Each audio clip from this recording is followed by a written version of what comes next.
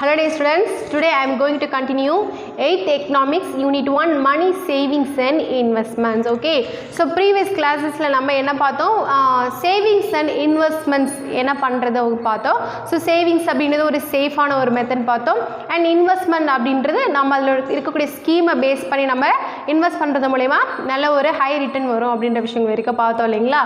So and இப்போ நம்ம என்ன பார்க்க போகிறோம்னா ஒரு இம்பார்ட்டன்ட் டாபிக் வந்து பிளாக் மணி பற்றி பார்க்க போகிறோம். ஓகேங்களா. ஸோ பிளாக் மணி அப்படின்றது பிளாக்காக இருக்கக்கூடிய மணி அப்படின்னு ஒரு விஷயம் கிடையாது. ஸோ எதுக்காக மணிக்கு பிளாக் மணி அப்படின்னு நேம் வந்துச்சு அப்படின்னா, இப்போ பிளாக் அப்படின்னா என்னது எதுவுமே தெரியாது, இப்போ இருட்டாக இருக்குது அப்படின்னா எதுவுமே தெரியாது இல்லைங்களா. ஸோ இப்போ பிளாக் மணி அப்படின்னா தெரியாத, ஓகேங்களா. ஸோ யாருக்கும் தெரியாத யூஸ் பண்ணக்கூடிய ஒரு மணி தான் என்னன்னு சொல்கிறாங்கன்னா பிளாக் மணி அப்படின்னு ஒரு நேம் வந்துச்சு அப்படின்னு சொல்லியிருக்காங்க. ஸோ இந்த பிளாக் மணி எப்படி ஏர்ன் பண்ணுவாங்க அப்படின்னு பார்த்தீங்கன்னா, இப்போ ஃபார் எக்ஸாம்பிள் வந்து வைல்டு அனிமல் ஹண்ட் பண்ணுறது, ப்ளஸ் வந்து அந்த மரங்களை கடத்துறது, கொள்ளையடிக்கிறது, கொலை பண்ணுறது, இது மூலயமாலாம் வரக்கூடிய ஒரு சில மணிலாம் இருக்குது இல்லைங்களா. ஸோ அதுக்கு வந்து நம்மளால் அக்கௌண்ட் மெயின்டைன் பண்ண முடியாது. ஓகே, ஸோ அப்படி வர ஒரு இன்கம்மை வந்து யார்கிட்டையும் கணக்கு காமிக்க முடியாது நம்மளால். ஓகே, ஸோ அந்த மாதிரி ஒரு மணியை மறைமுகமாக மெயின்டைன் பண்ணுறது தான் இந்த பிளாக் மணி அப்படின்னு ஒரு விஷயத்த சொல்லியிருக்கேன். ஓகேவா. ஸோ பிளாக் மணி அப்படின்றது என்னது, இல்லீகல் வேல வரக்கூடிய ஒரு மணி அப்படின்னு சொல்கிறாங்க. So black money is a form of unaccountable money. முக்கியமாக இதில் என்ன தெரிஞ்சுக்கணும் அப்படின்னா, அன்அக்கௌண்டபிள் மணினா கணக்கில் காமிக்கப்படாத ஒரு பணம். ஓகேங்களா. So black money is a form of unaccountable money. ஓகேங்களா. ஸோ அதுதான் பிளாக் மணின்னு சொல்லியிருக்காங்க.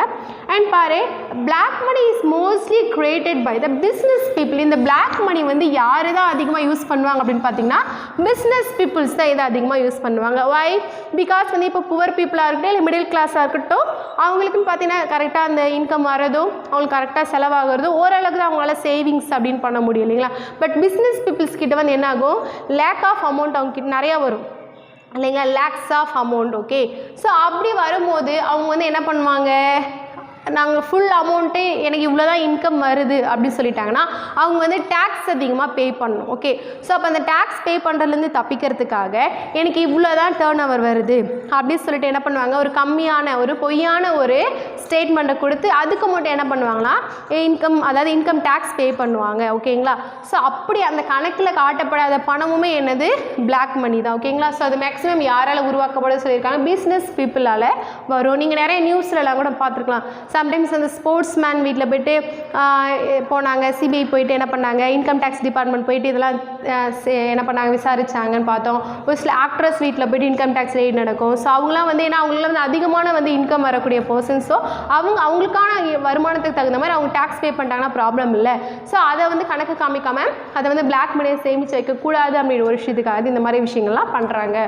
ஓகேவா. நெக்ஸ்ட் பாருங்கள், that do not show actual income earned in their economic activities. அதான் சொல்லியிருக்காங்க, அவங்க வந்து அவங்களோட எக்கனாமிக் ஆக்டிவிட்டீஸில் அவங்க இவ்வளோ தான் சம்பாதிக்கிறாங்க அப்படின்ற ஒரு விஷயத்தை பப்ளிக்காக காமிக்க மாட்டாங்க.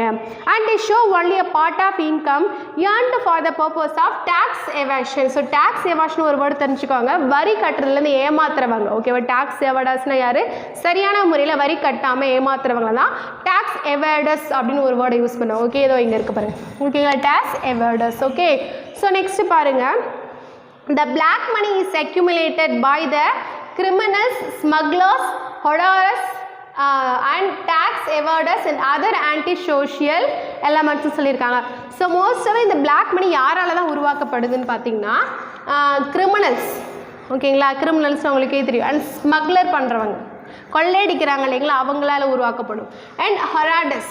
ஓகேங்களா. ஹொராடஸ் பதுக்கிறவங்கன்னு சொல்லுவாங்க இல்லை, ஏதாவது அது மூலயமா ஏர்ன் பண்ணுறவங்க. அண்ட் டேக்ஸ் எவடஸ்னால் வரியை கட்டாமல் ஏமாத்துறவங்க. And other anti social element என்னது, சமூக விரோதிகள் சொல்லுவாங்க இல்லைங்களா, அவங்களால தான் மேக்ஸிமம் இந்த பிளாக் மணியை உருவாக்கப்படுது அப்படின்னு ஒரு விஷயத்த சொல்லியிருக்காங்க. அண்ட் பாருங்கள், India black money is funds earned in the black market on which income and other taxes have not been paid. இப்போ இந்தியாவில் என்ன சொல்லியிருக்காங்க அப்படின்னு பார்த்தீங்கன்னா, பிளாக் மணி அப்படின்றது ஒரு கருப்பு சந்தை. ஆக்சுவலி தெரியாமல் ஒரு மார்க்கெட்டிங் நடக்கும், பப்ளிக்காக நடக்கிற மார்க்கெட்டிங் வேறு, தெரியாமல் நடக்கிற மார்க்கெட்டிங்னு இருக்குது. ஸோ அந்த பிளாக் மார்க்கெட்டிங்கில் நடக்கிற ஒரு வியாபாரங்கள் மூலயமா தான் இந்த பிளாக் மணி வந்து அதிகமாக வர ஆரம்பிக்குது அப்படின்னு விஷயம் சொல்லியிருக்காங்க இங்கே இந்தியாவில். The total amount of black money deposit in a foreign banks by Indians is unknown. Actually இப்போ இது வந்து இந்த மாதிரி ஒரு black money இருக்குது அப்படின்னா, இப்போ நம்ம இந்தியாவில் ஒரு பேங்க் அக்கௌண்ட் பண்ணுறோம் அப்படின்னா அதை வந்து இவ்வளோ இருக்குது, அப்போ இவங்க அமௌண்ட் வச்சுருக்காங்க, எப்படி இவங்களுக்கு இவ்வளோ அமௌண்ட் வந்தது அப்படின்ற கொஷின்ஸ்லாம் வரும். ஸோ அதனால் இங்கே அவங்களோட அக்கௌண்ட்டை மெயின்டைன் பண்ணாமல் ஃபாரினில் அக்கௌண்ட் ஓப்பன் பண்ணி அங்கே மெயின்டைன் பண்ணுறாங்க. ஸோ அந்த பேங்க் தான் அவங்க யூஸ்வலாகவே எல்லாருக்கும் தெரிஞ்சிருக்கும், சுவிட்சர்லாண்டில் இருக்கக்கூடிய ஸ்விஸ் பேங்க். ஓகேங்களா. ஸோ இது இந்தியாவில் இருக்கக்கூடிய பிளாக் மணி சேமிக்கிறது மட்டும் கிடையாது. ஓகேங்களா. இது வந்து வேர்ல்டு லெவலில் அவங்களுடைய அக்கௌண்ட்டை மெயின்டைன் பண்ணுறது, அதாவது ஒரு சீக்ரெட்டாக அவங்களுடைய டீட்டெயில்ஸ் வந்து வெளியிடாமல் அவங்க எவ்வளோ அக்கௌண்ட் வச்சுருக்காங்க அப்படின்ற ஒரு விஷயத்தை வெளியிடாமல் மெயின்டைன் பண்ணக்கூடிய ஒரு பேங்க் என்னென்னு பார்த்தீங்கன்னா சுவிட்சர்லாந்து இருக்கக்கூடிய ஸ்விஸ் பேங்க். ஓகேங்களா. ஸோ அங்கே என்ன பண்ணுறாங்க, இந்த மாதிரியான பீப்புள்ஸ் எல்லாம் என்ன பண்ணியிருக்காங்க, தங்களுடைய அமௌண்ட்டை அங்கே என்ன பண்ணி வச்சுருக்காங்க, சேவ் பண்ணி வச்சுருக்காங்க அப்படின்ற விஷயத்தை சொல்லியிருக்காங்க. ஓகேங்களா. ஸோ இதனால் அவங்களுடைய இன்ஃபர்மேஷன்ஸ் எதுவும் தெரியாது, இந்த ஒரே ஒரு பாயிண்ட்டுக்காக தான் அங்கே சேமித்து வைக்கிறாங்க. So the root cause for increasing rate of black money in the country is the lack of strict punishments for the offenders னு சொல்லியிருக்கேன். ஏன் இந்த மாதிரி black money அதிகமாக யூஸ் பண்ணுறாங்க பார்த்தீங்கன்னா, இந்தியாவை பொறுத்த வரைக்கும் அதுக்கு ஒரு ஸ்ட்ரிக்டான பனிஷ்மெண்ட் கிடையாது. அந்த அஃபெண்டர்ஸ்னு சொல்கிறாங்க இல்லைங்களா, அந்த black money உருவாக்குறாங்க இருக்கிறாங்க இல்லைங்களா, அவங்களுக்கு ஒரு ஸ்ட்ரிக்டான பனிஷ்மெண்ட் கிடையாது. ஸோ அதனால தான் அதிகமாக black money வந்து அதிகமாகுது, பர்டிகுலராக இந்தியாவில் அதிகமாக இருக்குது அப்படின்னு ஒரு விஷயத்த சொல்லியிருக்காங்க. ஓகேங்களா. ஸோ அதுக்கப்புறம் பாருங்கள், effects of black money on economy அப்படின்னு சொல்லியிருக்காங்க. ஸோ இப்போ பிளாக் மணி வரதுனால நம்மளுக்கு என்னென்ன பாதிப்பு அப்படின்னு பாருங்கள். ஃபர்ஸ்ட் வந்து டூயல் எக்கனாமினா இரட்டை பொருளாதாரம் வந்து மெயின்டைன் ஆகும் நம்மளுடைய நாட்டில். நான் ஃபஸ்ட் நம்ம நாடே எக்ஸாம்பிளுக்கு எடுத்துப்போம். எப்படி டூயல் எக்கனாமி பார்த்தீங்கன்னா, dual economy in terms of developed sector on one side, under developed sector on another side. ஒரு பக்கம் தெரிஞ்சு ஒரு மார்க்கெட்டிங் நடக்கும், இன்னொரு பக்கம் தெரியாமல் ஒரு மார்க்கெட்டிங் நடக்கும். ஸோ அப்போ எந்த அளவுக்கு தான் வந்து மணியினுடைய யூசேஜ் இருக்குது, ஒரு பக்கம் தெரிஞ்சிருக்க தெரியாமல் இருக்கும், அப்போ வந்து நம்மளால் அந்த எக்கனாமிக் கால்குலேஷன்ஸ் வந்து சரியாக பண்ணவே முடியாது. இது காரணம் வந்து பிளாக் மணி அப்படின்னு சொல்லி, இதுதான் வந்து டூயல் எக்கனாமி அப்படின்னு சொல்லியிருக்காங்க. அண்ட் செகண்ட் ஒன் பார்த்தீங்கன்னா tax evasion, thereby loss of revenue to government. Tax evasion, வரி கட்டாமல் ஏமாத்துறது. ஓகேங்களா. ஸோ இது செய்கிறது மூலயமா நம்மளுக்கு வந்து கவர்மெண்ட்டுக்கு வந்து ஒரு மிகப்பெரிய லாஸ் வருது. இப்போ நம்ம டேக்ஸ் எதுக்காக பே பண்ணுறோம், டேக்ஸ் பே பண்ணுறது மூலம் அவங்க திரும்ப நமக்கு தான் அவங்க சேவ் பண்ண போகிறாங்க. ஓகேங்களா. ஸோ ஆனால் வந்து இந்த மாதிரி நம்ம ஏமாத்துறதுனால அவங்க பப்ளிக்கு செய்யக்கூடிய ஃபெசிலிட்டிஸுமே அவங்களால என்ன பண்ண முடியாது, சரியான முறையில் பண்ண முடியாது. ஸோ இது ஒரு விஷயம். ஸோ கவர்மெண்ட்டுக்கு ஒரு மிகப்பெரிய லாஸ் வருது சரியா டேக்ஸ் கட்டாமல் ஏமாத்துறது மூலயமா அப்படின்னு சொல்லிட்டு ரெண்டாவது பாயிண்ட் சொல்லியிருக்காங்க. தேர்ட் ஒன் வந்து அண்டர்மைனிங் ஈக்குவிட்டி அப்படின்னா ஒரு சமத்துவமான முறையில் அந்த டேக்ஸ் வந்து பே பண்ணுறது கிடையாது. ஓகேங்களா. ஒருத்தவங்க பாருங்கள் கரெக்டாக, ஒரு சில பேர் கரெக்டாக பே பண்ணிட்டே வராங்க, ஒரு சில பேர் ஏமாற்ற, ஒரு சில பேர் டேக்ஸ் பே பண்ணுறதே கிடையாது.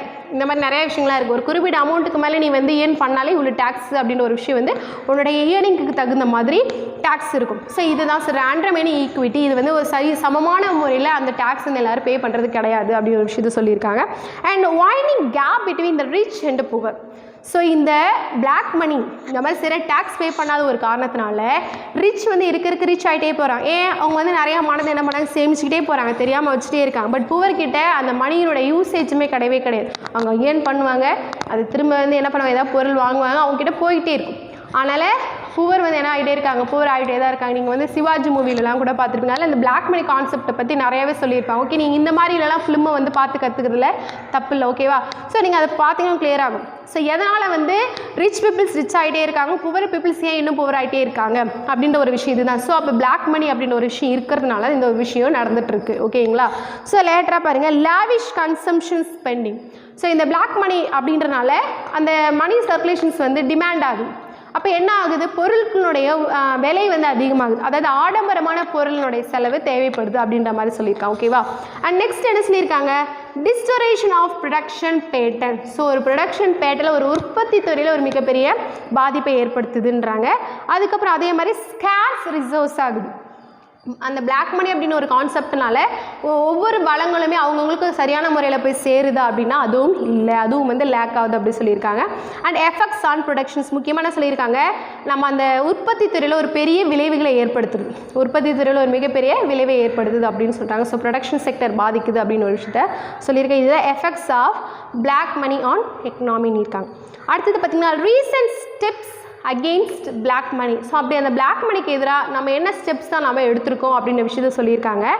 Under pressure from India and other countries, Switzerland has made key changes in its local laws governing assessed foreign allegedly stashed in Swiss banks. So என்ன பண்ண ஆரம்பிச்சிட்டாங்க, இந்தியா மட்டும் இல்லாமல் வேர்ல்டு லெவலில் இருக்கக்கூடிய எல்லா கண்ட்ரிஸ் என்ன பண்ணிட்டாங்க, அந்த ஸ்விஸ் பேங்க் தான் என்ன பண்ணிட்டு இருக்கு, சுவிட்சர்லாந்து எல்லாருடைய அக்கௌண்ட் டீட்டெயிலாக மெயின்டைன் பண்ணிட்டு இருக்கு இல்லைங்களா சீக்கிரட்டாக. ஸோ எல்லாரும் என்ன பண்ணுறாங்க, அந்த கண்ட்ரி நோக்கி நீங்கள் ஏன் இந்த மாதிரி ரூல்ஸ் அண்ட் ரெகுலேஷன்லாம் வச்சுருக்கீங்க, நீங்கள் ஏன் வந்து ஒரு அக்கௌண்ட் மெயின்டைன் பண்ணுறாங்கன்னா அவங்கள பற்றி டீட்டெயில்ஸ் நீங்கள் கொடுக்க மாட்டீங்க, இது வந்து தவறான ஒரு விஷயம் இல்லையா, நீங்கள் இந்த மாதிரி பண்ணுறதுனால எல்லாரும் வந்து அவங்க நாட்டையை ஏமாற்றி என்ன பண்ணுறாங்க, அங்கே கொண்டு வந்து சேமித்து வைக்கிறாங்க, நீங்கள் இதுக்கப்புறம் உங்களோட ரூல்ஸ் அண்ட் ரெகுலேஷன்ஸ்லாம் மாற்றுங்க அப்படின்ற மாதிரி ரொம்ப கடுமையாக வந்து எல்லா கண்ட்ரிஸுமே அவங்களோட பேங்க்கு இந்த மாதிரி வச்சுருக்கக்கூடாதுன்னு சொல்லிட்டு குற்றம் சாட்டுறாங்க. ஸோ அதுக்கப்புறம் என்ன பண்ணுறாங்க, அவங்களோட லோக்கல் லாஸில் சம் சேஞ்சஸை கொண்டு வந்து ஓகே ஸோ எல்லா கண்ட்ரிஸும் கேட்டுக்கிறதுக்கு எடுங்க, நான் எங்கள் பேங்க்கில் இருக்கக்கூடிய ரூல்ஸை நான் மாற்றுறேன் அப்படின்னு சொல்லிட்டு என்ன பண்ணுறாங்க, மாற்றி யார் யாரெல்லாம் பிளாக் மணி வச்சுருக்காங்க அப்படின்ற ஒரு விஷயத்தை, அதாவது பிளாக் மணினும் போது ஒரு அக்கௌண்ட்டில் இவ்வளோ அமௌண்ட்டு தான் இருக்குன்னு ஒரு இது இருக்குது, அதை தாண்டி யார் யாரெல்லாம் வச்சுருக்காங்களோ அவங்களோட டீட்டெயில்ஸ்லாம் நாங்கள் வெளியிடுறோம் அப்படின்ற ஒரு விஷயத்தை ஸ்விஸ் பேங்க் வந்து வர ஆரம்பித்தாங்க. ஸோ அப்படி வரும்போது தான் என்ன வந்ததுன்னா டிமானிட்டைசேஷன் அப்படின்னு ஒரு விஷயத்தை நம்ம இந்தியாவில் என்ன பண்ணாங்க கொண்டு வராங்க. ஓகேங்களா, ஸோ அந்த பிளாக் மணி யார் யாரெல்லாம் வச்சுருக்காங்க அப்படின்ற ஒரு விஷயத்தை கொண்டு வரணும். ஓகேங்களா, ஸோ டிமானிட்டைசேஷன் எல்லாருக்குமே ஞாபகம் இருக்கும். இந்தியாவில் பொறுத்த வரைக்கும் November 2016 the government of India announced demonetization of 500 rupees and 1000 rupees bank note against black money. So யூஸ்வலாக வந்து பணத்தை வந்து பதுக்கி வைக்கிறாங்க அப்படின்னும் போது 500 rupees and 1000 rupees நோட்டை தான் என்ன பண்ணுவாங்க, அதிகமாக வந்து பதுக்கி வைப்பாங்க. ஸோ அப்போ வந்து நம்ம அது செல்லாது, டிமானிட்டைசேஷன் அந்த பணத்தை மதிப்பிழக்க செய்கிறாங்க. ஆக்சுவலாக நம்ம வேல்யூ ஆஃப் மணிலே பார்த்துருக்கோம் இல்லைங்களா. ஸோ அந்த பணத்தை மதிப்பிழக்க செய்துட்டோம் அப்படின்னா கண்டிப்பாக ஒன்று அதை மாற்றுறதுக்கு பேங்க் வருவாங்க. இப்போ நாமளாம் கூட என்ன பண்ணோம், 2000 rupees 1000 rupees-ஐயும் 500 rupees-ம் கொண்டுட்டு போயிட்டு சேஞ்ச் பண்ணிக்க தான் நம்ம பேங்க்கில் போய் நின்றுட்டு இருந்தோம். இப்போ நாமளாம் என்ன பண்ணுவோம், ஒரு குறிப்பிட்ட அளவு அமௌண்ட்டை மாற்றிக்கிட்டு அதனால பிரச்சனை வரும். பட் அதிகமாக பதுக்கி வச்சுருக்கவங்க எடுத்துகிட்டு போய் மாட்டும் போது அந்த மணியை வந்து எக்ஸ்சேஞ்ச் பண்ண போகும்போது ஒன்று மாட்டிக்குவாங்க, எப்படி உங்களுக்கு இவ்வளோ மணி வந்துச்சு அப்படின்ற கொஷின்ஸ் வரும். அதர் தென் வந்து அவங்களால இல்லை அதனுடைய மதிப்பு இழந்ததுனால அந்த 1000 rupees அவங்க எவ்வளோ சேமிச்சு வச்சுனாலும் அது பயனற்றதாக போயிடும். ஸோ இந்த ஒரு பர்டிகுலர் விஷயத்துக்காக தான் டிமானிட்டைசேஷன் கொண்டு வந்தாங்க. இப்போது 2016 நம்ம இந்தியன் கவர்மெண்ட் அதை கொண்டு வந்தாச்சு. ஓகேங்களா, ஸோ இதனால ஓரளவுக்கு பிளாக் மணி வந்து ஃபுல்லாக ஸ்டாப் ஆகிடுச்சு, ஓரளவுக்கு வந்து அது வந்து இதுவாகிடுச்சு. ஓகே, ஸோ இந்த ஒரு விஷயத்தை தான் சொல்லியிருக்காங்க. ஓகேங்களா, அண்ட் பாருங்கள், special investigation team appointed by government on the directions of supreme court on black money. ஓகேங்களா, ஸோ இப்போ என்ன பண்ணிட்டாங்க, இந்த பிளாக் மணி கண்ட்ரோல் கொண்டு வரதுனால சுப்ரீம் கோர்ட் நம்ம இந்தியாவுடைய உச்ச நீதிமன்றம் அதுக்கான ஒரு ஸ்டெப்ஸை கொண்டு வராங்க. அவங்க கீழே அந்த சுப்ரீம் கோர்ட் கீழே ஒரு டீம் ஒன்று ரன் ஆகுது. அந்த டீம் என்னன்னு பார்த்தீங்கன்னா special investigation team directions of black money. அந்த பிளாக் மணியினுடைய ஃபங்க்ஷன்ஸ் அதனுடைய போக்கை பற்றி ஆராய்ச்சி பண்ணுறதுக்காகவே ஒரு ஸ்பெஷல் டீமோட சுப்ரீம் கோர்ட் வந்து அப்பாயிண்ட் பண்ணியிருக்காங்க. அண்ட் டிமானிட்டைசேஷன், ஸோ அடுத்தது உங்க கேஸ் சொல்லிட்டேன், டிமானிட்டைசேஷன் பிளாக் மணிக்கு எதிராக கொண்டு வந்த ஒரு முக்கியமான ஒரு விஷயம் வந்து என்னென்னு பார்த்தீங்கன்னா டிமானிட்டைசேஷன் அப்படின்னு சொல்லிட்டு சொல்லியாச்சு. ஓகேங்களா, அண்ட் எதிராக பார்த்தீங்கன்னா some legislative framework in India against of black money. So black மணிக்கு எதிராக நம்ம இந்தியன் கவர்மெண்ட் வந்து என்ன மாதிரியான ஒரு சட்ட ரீதியான ஒரு அமைப்பு உருவாக்குனாங்க, அதுதான் லெஜிஸ்லேட்டிவ் ஃப்ரேம் ஒர்க் அப்படின்னு சொல்லியிருக்காங்க. ஓகேங்களா, ஸோ என்ன மாதிரியான ஆக்ட் கொண்டு வந்தாங்க அப்படின்னு எடுத்துக்கலாம். ஸோ ஃபஸ்ட்டு என்ன கொண்டு வந்திருக்காங்கன்னா prevention of money laundering act 2002 கொண்டு வந்திருக்காங்க. ப்ரிவென்ஷன் ஆஃப் மணி லாண்டரிங் ஆக்ட்னா என்னன்னு பார்த்தீங்கன்னா பண மோசடி தடுப்பு சட்டம். பண மோசடி தடுப்பு சட்டம், அதாவது பணத்தை வந்து தவறான மொழியில் வந்து அதை வந்து யூஸ் பண்ணுறதுக்கு வந்து அலோவ் பண்ணுறது கிடையாது. அடுத்தது என்ன பார்த்தீங்கன்னா Lokpal and Lok Ayukta act 2013. Actually இது வந்து இந்த லோக்பால் அண்ட் லோக் ஆயுக்தா சொன்னா உங்களுக்கு ஒரு விஷயம் ஞாபகம் வந்திருக்கணும். ஓகேவா, இந்த லோக்பால் வந்து இது ஒரு ஆன்டி கரப்ஷன் ஆக்ட் தான். ஓகேங்களா, ஸோ இது வந்து யார் யாரெல்லாம் வந்து அந்த கரப்ஷனில் இன்வால்வ் ஆகிறாங்க, அது எந்த அஃபிஷியல்ஸாக இருக்கட்டும், அது எந்த ஒரு அரசியல்வாதியாக இருக்கட்டும், ஓகேங்களா, அவங்களுக்கு வந்து மக்கள் முன்னிலையில் தண்டனை கொடுக்கணும். ஓகேங்களா, ஸோ அது வந்து கரப்ஷன் ஒரு மிகப்பெரிய குற்றம் தான். ஓகேங்களா, ஸோ அதுக்காக கொண்டு வந்தது அந்த லோக்பால் லோக்பால் அப்படின்றது மக்கள், பால் அப்படின்றது மக்களை வந்து காப்பாற்றுவாங்க அப்படின்னு ஒரு விஷயத்துக்காக இந்த சட்டம் கொண்டு வரப்பட்டது. ஆக்சுவலி நீங்கள் நியூஸ்லாம் பார்த்துருப்பீங்க, அண்ணா ஹசாரே, ராகுல் காந்தி அப்படின்னா இந்த ஒரு விஷயம் வரணும் அப்படின்ட்டு ஒரு இந்த 2013 காலகட்டத்தில் ஒரு மிகப்பெரிய போராட்டம்லாம் பண்ணாங்க. ஓகேங்களா, ஸோ அதுதான் வந்து லோக்பால் அண்ட் லோக் ஆயுக்தா ஆக்ட் அப்படின்னு சொல்லியிருக்காங்க. இது கரப்ஷனுக்கு எதிராக கொண்டு வரப்பட்ட ஒரு ஆக்ட். அடுத்தது என்ன சொல்லியிருக்காங்க பார்த்தீங்கன்னா ப்ரிவென்ஷன் ஆஃப் கரப்ஷன் ஆக்ட் 1988. அதுக்கப்புறம் 1988 அந்த கரப்ஷன் ஊழலுக்கு எதிரான சட்டத்தை திரும்ப கொண்டு வந்திருக்காங்க. ஓகேங்களா, அடுத்தது என்னது the undisclosed foreign income and asset bill 2015.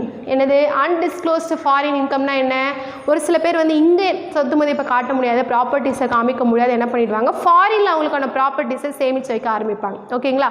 So அது மாதிரி இதுக்கப்புறம் யாரும் செய்யக்கூடாது.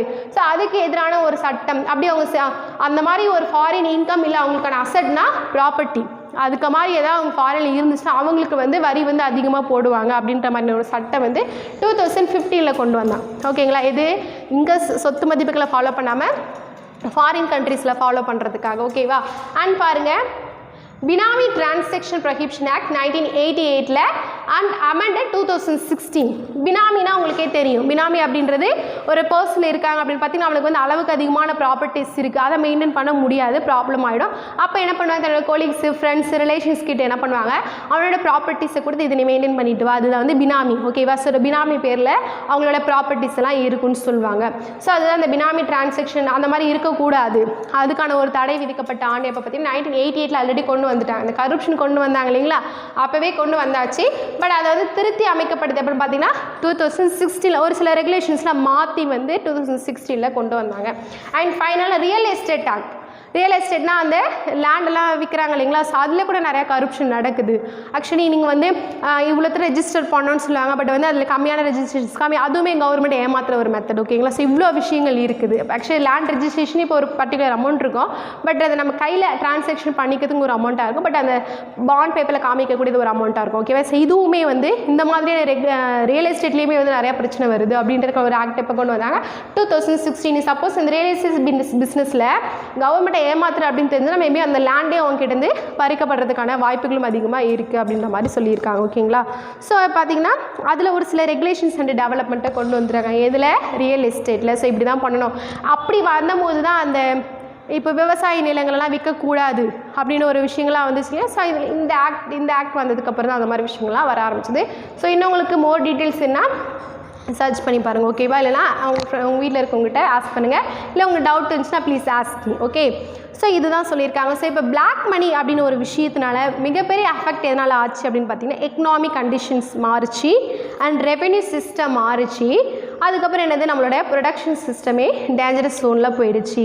ஸோ இப்போ நம்ம இதை ஸ்டாப் பண்ணணும், இந்த பிளாக் மணி ஸ்டாப் பண்ணணும்னா ஃபஸ்ட்டு என்ன தெரியுமா, ஸ்ட்ரிக்டான பனிஷ்மெண்ட் வந்து ஃபாலோ பண்ணணும். நம்ம இந்தியன் கவர்மெண்ட் இதுக்குன்னு ஸ்ட்ரிக்டான பனிஷ்மெண்ட் ஃபாலோ பண்ணணும் அண்ட் ரூல்ஸ் அண்ட் ரெகுலேஷன்ஸ் எல்லாரும் ஃபாலோ பண்ணணும் அப்படின்னு ஒரு விஷயத்தை மைண்டில் போட்டுக்கணும். ஓகேவா?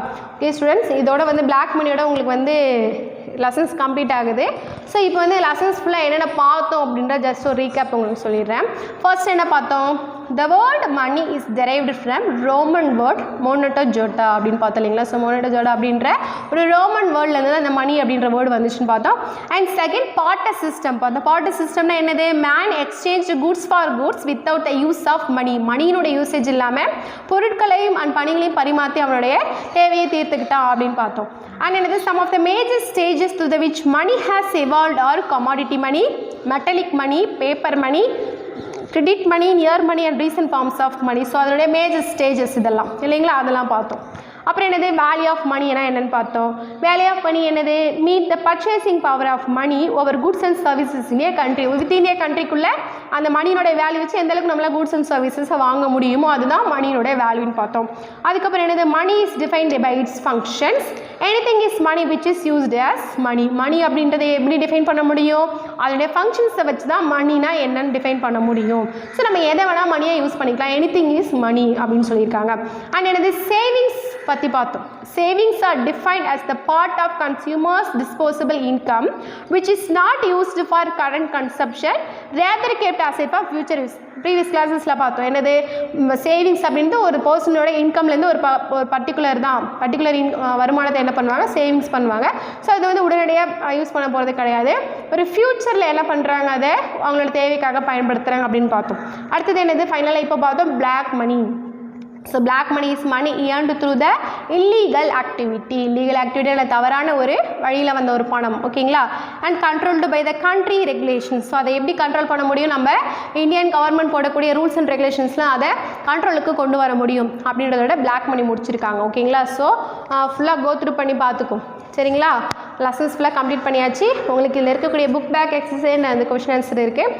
ஸோ புக் பேக் எக்ஸசைஸ் நம்ம வந்து நெக்ஸ்ட் கிளாஸில் பார்க்கலாம். Okay students, today class is over. We will meet in next class. Thank you.